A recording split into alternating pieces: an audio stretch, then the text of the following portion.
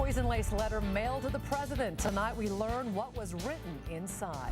Well, it was a simple two-line message sent to the president, a judge, and the CIA. And with a new indictment released today, Matthew Buquet now faces life in prison. Until today, he was only accused of mailing threatening communication to federal judge Fred Van Sickle last month. Now, things have gotten a lot more serious. It's a story you saw first on KXOI, and the latest developments also reported on KXOI.com.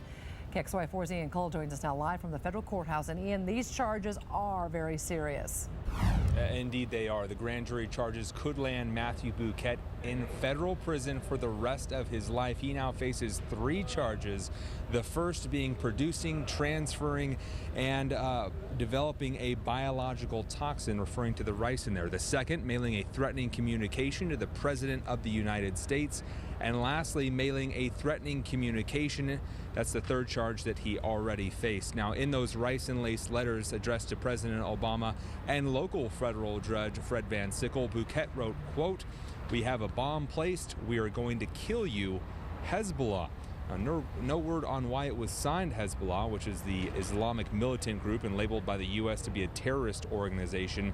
FBI agents raided Buquet's apartment in Browns Addition May 18th. Everyone who went into the complex was dressed in full hazmat gear and went through decontamination on the way out.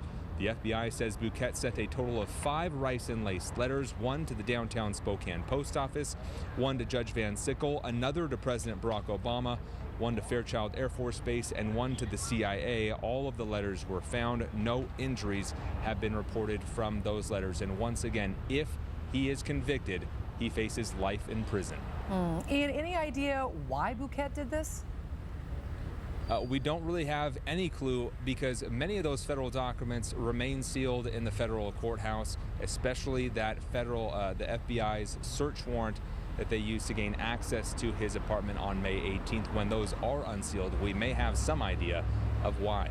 All right. Thank you so much, Ian. Be sure to stay with KXOI for continuing coverage of this story on television, online with KXOI.com, Facebook and Twitter, and on News Radio 920.